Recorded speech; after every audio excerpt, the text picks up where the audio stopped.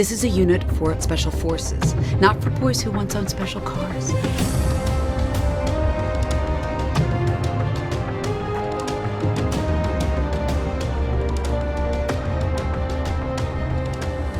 Welcome back, Autobots, Decepticons, and everything in between to another Transformers theory. Today we're going to dive into the intriguing history of the Non-Biological Extraterrestrial Species Treaty, better known by its acronym NEST. For those who may not remember, NEST was the military organization that assisted the Autobots in their fight against the Decepticons during the events of Revenge of the Fallen and Dark of the Moon. Since there is a ton of lore about NEST, I will be creating a timeline of events from its founding to its termination as well as its subsequent reactivation. To do this, I will be using information the films give us in addition to some of the info the tie-in movie comics provide. Though much of the information from them are no longer canon due to Age of Extinction and The Last Knight screwing up their timeline, I will be using significant dates from them and plausible events that I feel would logically line up within the Bayverse in order to help flesh out this timeline. And for those of you who want a deeper understanding of Nest's backstory, I highly recommend checking out my video on Sector 7, as this video builds directly off of that one. So without further ado, let's jump right in and uncover the history of Nest. Our timeline begins on June 2007. After the Decepticons' tirade was stopped thanks to the combined effort of the United States military and the Autobots, the government was deeply disappointed with Sector 7's inability to prevent the Decepticons' attack on Los Angeles. In an effort to keep the incident under wraps, President George W. Bush ordered the directive to terminate Sector 7 and discreetly dispose of the remains of the fallen Decepticons in the depths of the Laurentian Abyss. This order was carried out effectively, and in July of 2007, Megatron and the boys were now resting at the bottom of the sea. Now, before I continue with the timeline, I would like to address how I exactly got the dumping date for the Decepticons. The date comes courtesy of the Revenge of the Fallen movie prequel comic Alliance. In it, the comic states that the Battle of Los Angeles happened a month before the Decepticons were dumped. We know that the 2007 movie takes place in June 2007 since Sam Witwicky just completed his junior year of high school, and 2007 being the year the film takes place is backed up by George W. Bush being president. With that info in mind, this would place July being the month when the Decepticons were laid to rest at the bottom of the Laurentian Abyss. So with that information squared off, let's get back to the timeline. Now, minutes before the Decepticons were dunked into the ocean, William Lennox found himself at odds with some of his superiors at the Pentagon. These officials, lacking trust in the Autobots, opposed Lennox's idea for a joint military alliance. They made it clear that before they would provide full support for the alliance, Lennox must first secure the complete cooperation of the Autobots. This task was now firmly placed on the shoulders of the young officer, who would have to take the responsibility for making the alliance a reality. Now, the reasoning behind Lennox's desire to form an alliance with the Autobots is not directly stated in the films or comics. However, it can be inferred that as one of the first individuals to witness the destructive capabilities of the Decepticons, he understood the urgent need for a powerful ally in the fight against them. Lennox's first-hand experience in battle alongside the Autobots not only showed him the effectiveness of a human-Autobot alliance against the Decepticons, but it also revealed the Autobots' unwavering commitment to protect humanity, even if it meant sacrificing their own lives. I believe this realization was the reason why Lennox was so determined to create an alliance with the Autobots. And as we know, his determination paid off, since when Revenge of the Fallen rolls around, Nest is in full swing, countering Decepticon incursions all across the globe, with several new Autobots by their side. They now have a global headquarters stationed on the island of Diego Garcia, and this new guy named Morshower's in charge? Whoa. Let's step back a bit and figure out how we got from this to this. And well, a good place to start is with the Revenge of the Fallen movie. Though it does not give us much information on how Nest progressed throughout the years, we do get this nugget of information. With all due respect, we've been fighting side by side in the field for 2 years. This would mean that Nest was officially founded sometime in 2007, likely in July, since that's when Lennox proposed the idea of a military alliance between the United States and the Autobots, which Optimus agreed to. With the assurance of the Autobots' full cooperation, the Pentagon approved the alliance, and the Non-Biological Extraterrestrial Species Treaty was formed. At this time, General Glenn Morshower, the chairman of the Joint Chiefs of Staff of the United States military, would have taken on the role as the organization's leader. later. As for why Nest was stationed on the island of Diego Garcia, it was probably done to keep the presence of giant transforming robots a secret. The government would also go on to request that the last known remaining piece of the Allspark would be placed under human protection at Diego Garcia in a secure electromagnetic vault. Now, another thing that likely happened as soon as this alliance was formed was the passing of the Alien Autobot Cooperation Act. This piece of legislation was crafted and passed in secret, in order to keep the public unaware of the government's partnership with autonomous robotic organisms. This agreement was made between the United States and the Autobots, in which the Autobots would provide intelligence and protection from the Decepticons in exchange for a safe haven on Earth. Under the agreement, full and equal information sharing was to be implemented by both sides. As Nest became more multinational, the terms of the agreement extended to its members. Now, the last thing to take note of that happened during this time is Optimus Prime's speech. As we know, at the end of the 2007 movie, Prime sends out a signal across space in an effort to locate any surviving Autobots. Upon watching the film, you would think that message was sent out on top of this hill. However, we later learn that the message was actually sent out at Nest, allowing for Skids, Mudflaps, Sideswipe, RC, Alita 1, and Chromia to come to Earth. From this point on up until the events of Revenge of the Fallen, Nest would work closely with the Autobots in order to counter various Decepticon threats. During this time, the group became multinational, operating within foreign borders in order to contain and neutralize Decepticon incursions. Some of the personnel that made up Nest at this time was the majority of the Qatar Ranger team, those members being Captain William Lennox, the founder of Nest, his right-hand man, Technical Sergeant Robert Epps, and last but not least, Burke.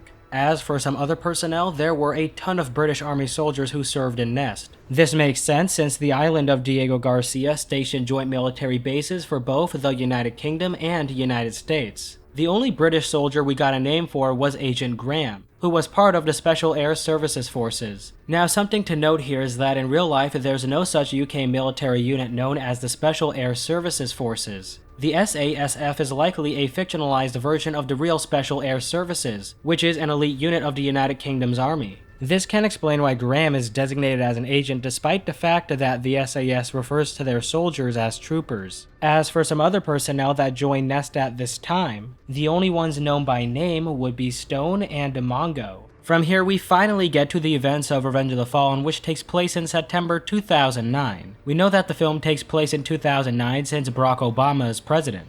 And we know it's the month of September since Sam is starting his first year of college at Princeton University. And classes at Princeton typically begin during the first or second week of September. During the events of Revenge of the Fallen, Nest arrived in Shanghai with a cover story provided by the Chinese government that they were cleaning up a toxic spill in the industrial area. In reality, the Autobot Human Military Alliance was hunting down the 6th group of Decepticon infiltrators detected in the past 8 months, with the hopes of cleanly taking out the enemy without members of the public witnessing the secret war. During the mission to Shanghai, Morshower authorized Nest to deploy once he learned that the Chinese had sealed off the airspace around the suspected zone. It did not take long to confirm a Decepticon presence, but said Decepticons started things off with a bang, forcing Epps to request air assistance. The Decepticons, Demolisher, and Sideways wrecked a significant portion of Shanghai before they were defeated. Following the events in Shanghai, President Obama dispatched his National Security Advisor Theodore Galloway to Diego Garcia in order to outline the White House's criticisms of Nest's operations and their alliance with the Autobots. When Galloway got to Nest, he pointed out that the administration feared that the reason why the Decepticons continued to stay and come to Earth was to seek vengeance upon the Autobots. Galloway would go on to grill Optimus on why he refused to share information on Cybertronian weapon technology with the United States military when the Alien Autobot Cooperation Act was being drafted. Optimus made it clear that he was well aware of humanity's less than stellar performance in regards to peace, stating that sharing their technology would absolutely do more harm than good. Galloway would take issue with Prime's claim considering that the Autobots and Decepticons had destroyed their own planet. Captain Lennox, who was now promoted to Major, and Technical Sergeant Epps, who was now promoted to Master Sergeant, attempted to defend Optimus's claims, but Galloway made it quite clear that he did not care what they had to say. Chairman Morshower had better success in getting Galloway to show some respect, saying that he found Lennox and Epps beyond reproach. But Galloway informed Morshower that with regards to national security, the president felt that no one was above reproach. The security advisor would then directly ask Optimus that if the president felt that the United States' national security was better served by having the Autobots leave Earth, would they do so peacefully? Optimus Prime agreed, saying that freedom was their right.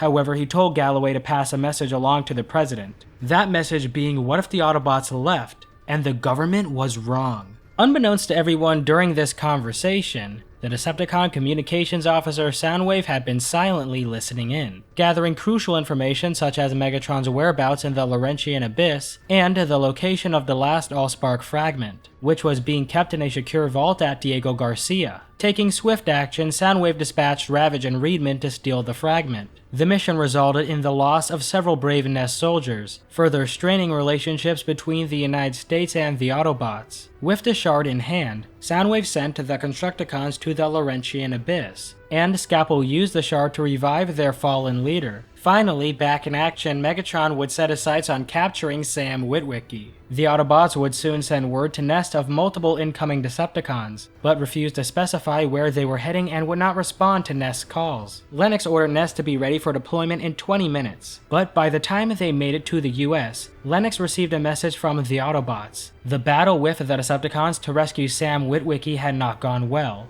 and Optimus Prime was dead. In the wake of this devastating loss, the Decepticons under the leadership of Megatron's master, the Fallen, launched an onslaught of bolder and more destructive attacks across the world. The Fallen would go on to make a broadcast revealing the Transformers' presence on Earth, demanding that Sam Witwicky be turned over to them or Earth would be destroyed. Among the casualties were Paris, France, and the USS Theodore Roosevelt. In the midst of this crisis, President Obama was flown to a secure bunker somewhere in the middle of the United States. Horrified by the loss of over 7,000 lives, including American sailors, Obama knew that immediate action was needed, and so he called on General Morshower to lead the charge in coordinating a national response. With Morshower focused on forming a strategy, someone was needed to take the reins of Nest, and so President Obama appointed Theodore Galloway, giving him operational control of the unit.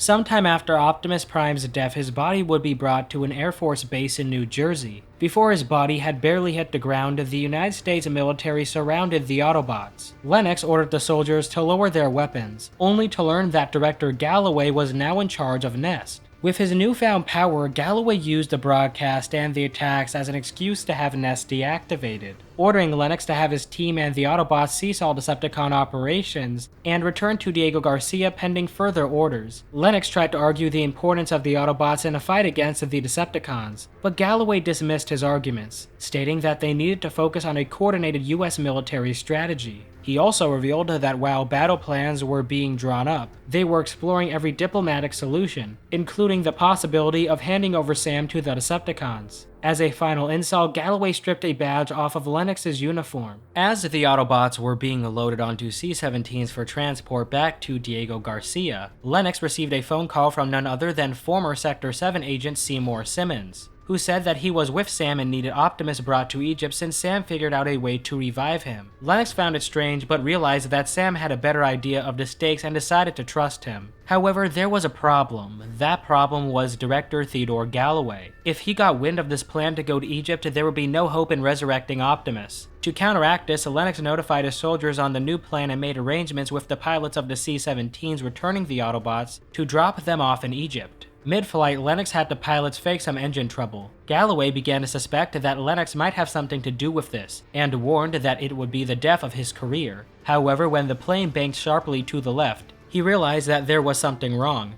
and began to visibly panic as his parachute was strapped on. Lennox then tricked the director into opening the parachute while they were still on the plane, pulling him out and removing Galloway as an obstacle. Lennox then had a message with the coordinates to where they were landing sent to General Morshower, including a warning to get ready to bring the rain. Upon receiving this message, Morshower recognized that Lennox had a better idea of what was going on than their national security advisor, and told his men to be prepared to back Nest up if it came to a fight. Eventually, Nest parachuted into Egypt, landing in a village. Lennox would order Nest to be ready for combat, and once Agent Graham had a visual on Yellow Team, Lennox ordered a flare to be popped so Sam and friends could find them. Unfortunately, this flare also got the attention of Starscream, who began attacking the incoming Autobots and released an electromagnetic pulse to disable Nest communications, while Soundwave knocked out the United States' military satellite coverage. Once communications were out, Megatron ordered the Decepticons to attack, with a small force leading to engage Nest. As this was going down, Morshower tried to get in contact with Lennox and his team, but because of the EMP it was impossible. However, by some miracle, he was able to get a phone call from the National Security Advisor. You see, after Galloway pulled his chute, he somehow ended up finding some locals and tried to ask them where he was, only for them to believe that he was saying that he was in the United States. Galloway then called General Morshower and demanded to know where he was. Morshower hung up on Galloway without so much as a goodbye. Although he would have been amused by Galloway's predicament, Morshower was concerned that Galloway could contact them while Lennox and his team could not.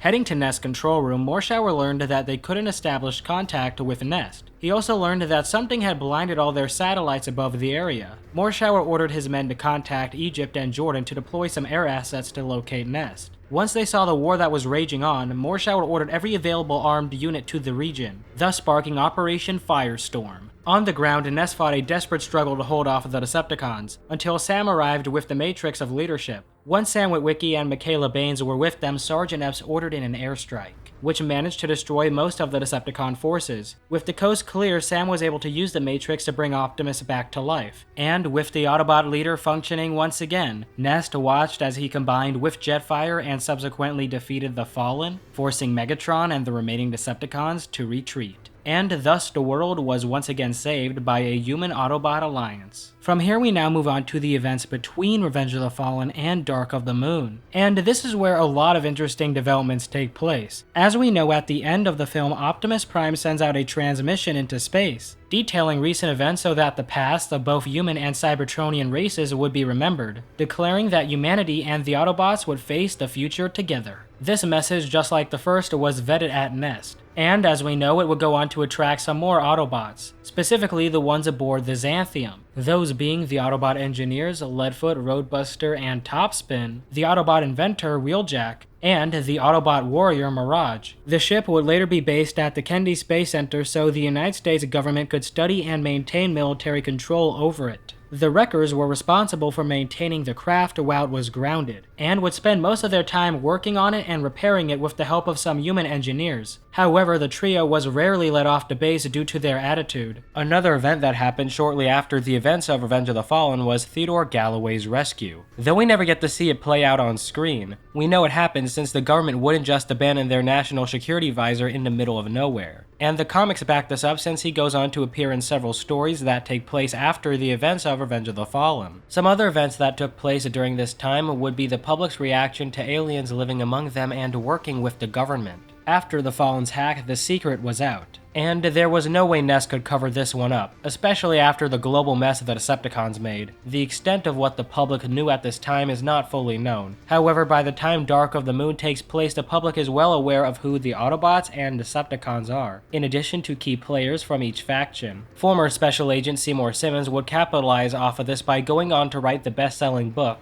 Codename Hero: How Seymour Simmons and the Aliens Saved the World, which covered his experiences as a Sector 7 agent and how he fought the Decepticons. However, public perception of the Autobots wasn't really high, and by the time Dark of the Moon takes place, half the world would feel safer with the Autobots completely gone. To counteract the fear of Transformers, Nest invented energon detectors, and set them up around the globe. They were stationary installments designed to detect energon signatures of Cybertronians, and were heavily used by Nest as a means of locating and tracking Decepticons. Speaking of the Decepticons, they haven't been seen much if at all ever since Operation Firestorm. With a distinct lack of Decepticon threats, Nest began to get involved in policing human affairs across the globe, ever since the Autobots became fully sanctioned members of the United States military. During this time, Nest's global headquarters would be moved from Diego Garcia to Washington, D.C. It would also be disguised as a Department of Health and Human Services building in order to fool outsiders. During this time, a ton of new recruits joined Nest after the organization was declassified to the public, welcoming those who wanted to fight giant alien robots with open arms. The only recruits we know by name would be Mark L., Hardcore Eddie, Zimmerman, and Hooch. During this time, Lennox would be promoted from Major to Colonel. As for Epps, on the other hand, at some point after Operation Firestorm, he would retire from being a soldier due to him wanting a break from aliens shooting at him. He would subsequently be offered a position working on the Xanthium at the Kennedy Space Center. And with all that squared off, we now finally get to the events of Transformers Dark of the Moon, which takes place in the September of 2013. We know that Dark of the Moon takes place in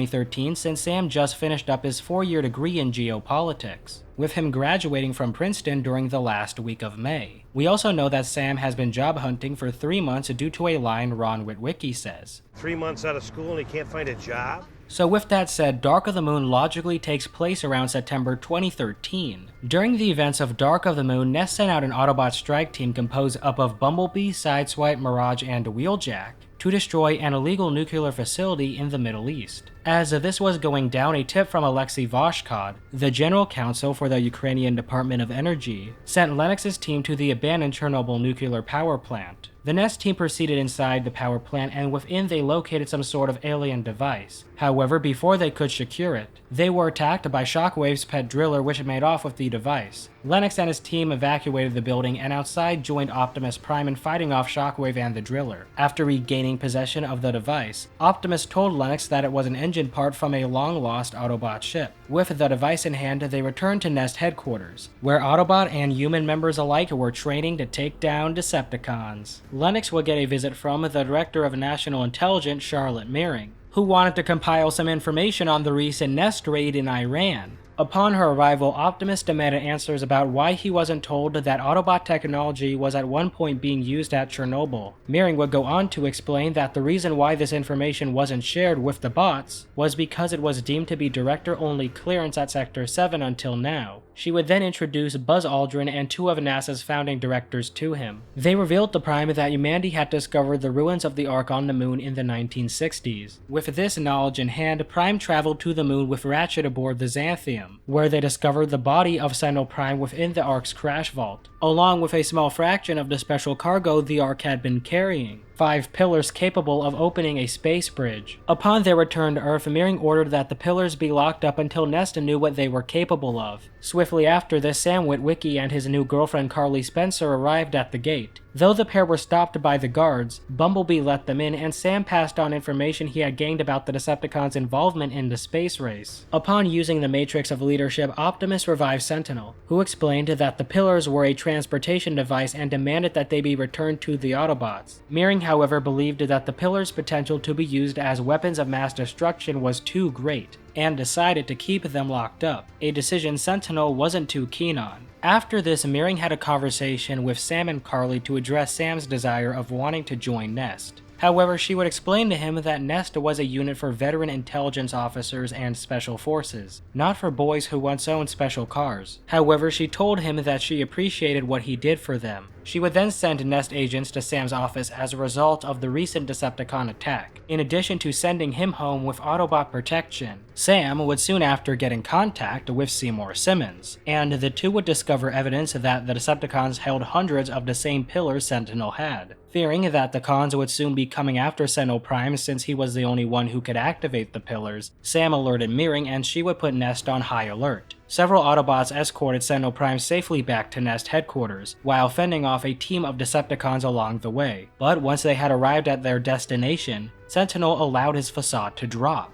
revealing that he had a centuries-long alliance with Megatron. He then killed Ironhide with his Cosmic Rust cannon, and tore the Nest base apart in order to reclaim the pillars. Meering tried to confront Sentinel as he rampaged through Nest. However, there was nothing she could do to stop him. When Optimus eventually rolled up on the scene, she told him that this was all his fault, and would subsequently apologize to Sam for underestimating him. Eventually, Sentinel Prime met up with his Decepticon co-conspirators at the Lincoln Memorial. There, Sentinel opened up a small space bridge, through which Decepticon troops waiting on the moon poured into DC. The Autobots and Nest were overpowered by the sheer amount of Decepticons and retreated after Optimus told them to do so. After retreating to the safety of the Pentagon, Nest would learn from Morshower that combat commands were now at DEFCON 1. Lennox would subsequently explain that approximately 200 Decepticons were now in hiding, and that Energon detectors have been triggered as far as South America and China. Nest forces would then receive a message from Sentinel Prime, stating that he and the Decepticons would harmlessly take the resources they needed from Earth in order to rebuild Cybertron, and depart with no further bloodshed if Optimus and his Autobot rebels were exiled from the planet. Hoping that the military would get more time to make a coordinated attack against the Decepticons if they cooperated with them by exiling the bots, Congress swiftly passed legislation to exile the bots from American shores, putting an end to the Alien Autobot Cooperation Act. As a result, the Autobots would be taken down to the Kennedy Space Center in order to be exiled. As the Nest personnel and the Wreckers prepared to ship for launch, Sam got a chance to catch up with Epps while Simmons butted heads with Meering about how exiling the bots was a terrible idea. After the Autobots made their final goodbyes, the Xanthium successfully lifted off from the Kennedy Space Center, but it would soon be shot down by Starscream. In the event's aftermath, Epps heard that Sam was planning on rescuing his girlfriend from Dylan Gold, the Decepticon liaison, and thanks to the help of Simmons and Dutch, they were able to figure out that he was holding her captive in a penthouse in Trump Tower. Wanting to get the guy who helped to murder the Autobots, Epps decided to go with Sam, and gathered a few friends he had worked with at Nest. After packing up their things, they would head to Chicago. Sentinel Prime, believing that the Autobots were destroyed, commanded Megatron and the Decepticons to conquer Chicago and begin placing pillars in key locations worldwide. Following the attack on Chicago, Lennox went to Grissom Air Force Base to coordinate an attack, networking with Morshower and Meering by video. Morshower reported that their high-altitude bombers had been taken out and all their satellite communication had been jammed, leaving them without the ability to track the enemy's movements. Meering added that their drones were also being shot down. Despite these challenges, Morshower proposed a bold solution, deploying small stealthy drones into the city to gather crucial intelligence. Simmons interjected, saying that whoever was manning these UAV drones should redirect them towards Trump Tower, since that's where Sam was heading to save Carly from Dylan. When the gang arrived at the Decepticon-controlled Chicago, Epps was overwhelmed by the destruction and believed that rescuing Carly would be impossible. He attempted to convince Sam that they did not stand a chance, but just as they were about to give up hope, they were attacked by a Decepticon fighter, but the team was saved when Optimus Prime and the Wreckers showed up on the scene. As the rest of the Autobots arrived, they revealed that they had known that the Decepticons would never leave Earth alone, and so they had hidden a booster rocket that disengaged before the ship was destroyed. Now having a fighting chance with the Autobots' help, they infiltrated the city and successfully rescued Carly. After Carly was saved, Epps managed to get a message to the Pentagon through a crashed military drone. Carly was able to explain that the Decepticons were planning to use the pillars to bring Cybertron into Earth's atmosphere. Epps and the gang came up with a plan to destroy the control pillar with a rocket shot from a high building. Before Sam and the other humans left, Wheeljack handed out grappling gloves and boomsticks to aid them in combat. At this time, the Pentagon was doing everything they could to get more visuals on Chicago, by attempting to access any cameras still operational in the city. Lennox would then organize a Nest team to enter the embattled city, and when he asked for volunteers to fly with him into a Decepticon-occupied Chicago, everyone was ready to do what was necessary to save the city. They traveled by Osprey to get to Chicago, but once they started to take fire, the Nest soldiers had to use a combination of wingsuits and parachutes in order to get to the ground safely. As this was going down, Epps and the others made it into a tall building. When they were about to shoot down the control pillar, Decepticon fighters began firing at the skyscraper, causing it to tilt. When a Decepticon protoform came in looking for them, the group escaped by jumping out of the window and sliding down to a lower floor. After they were discovered by Shockwave, he would send his pet driller to finish the building. Epps and the others were able to narrowly escape as Optimus arrived to put down the driller. The group began rushing towards the building with the pillars, which had started to activate.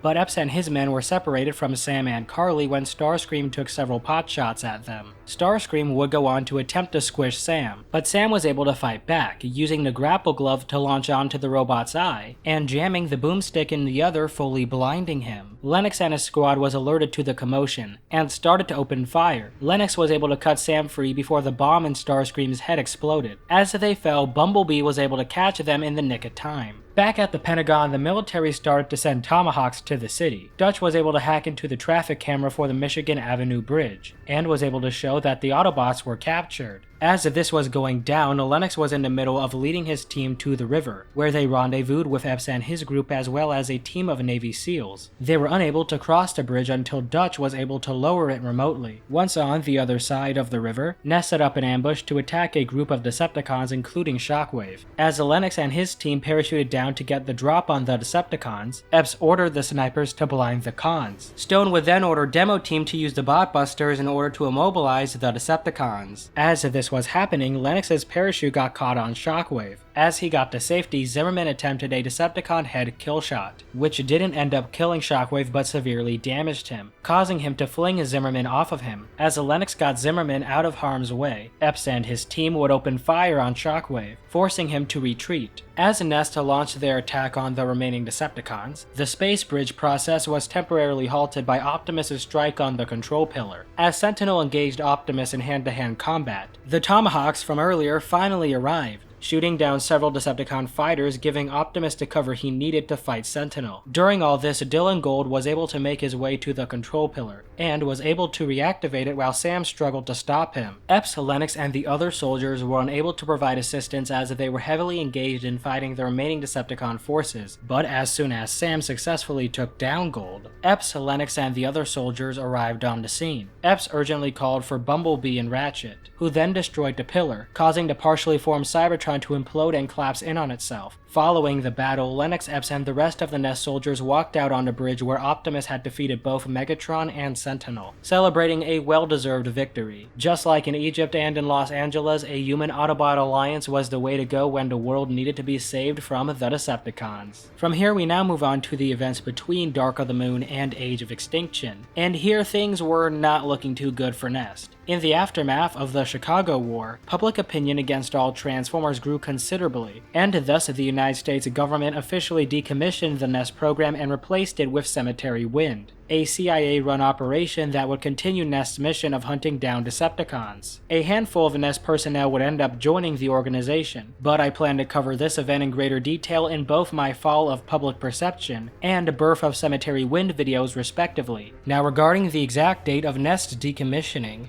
we unfortunately don't have a precise date. However, according to the events described in Age of Extinction, following the Battle of Chicago, a swift act of Congress ended all joint operations between the military and the Autobots. It can therefore be assumed that Nest was shut down no later than a month after the Chicago War, placing their deactivation in October 2013. Now, as for what happened to the majority of Nest personnel, we can assume that they either retired, since Epps would go back into retirement sometime after the events of Dark of the Moon, or alternatively went back to the branch of military they originated from, since by the time The Last Night rolls around, we see that Lennox went back to working for the United States Army Rangers, which was the branch he served under before forming Nest. Besides this speculation, not much is known about what Nest and its other personnel were up to. However, during the events between Age of Extinction and The Last Night, the deeds of Cemetery Wind were eventually exposed to the world, and the organization was replaced by the Transformers Reaction Force, whose actions were more US government authorized. It also appears that during this time Nest was reactivated, since when the events of Transformers The Last Night unfolded, the old Nest base at the Pentagon was still being used. However, the unit was heavily restricted on what they could do, appearing to be only able to be used for UCAV and general surveillance operations in order to help aid the TRF.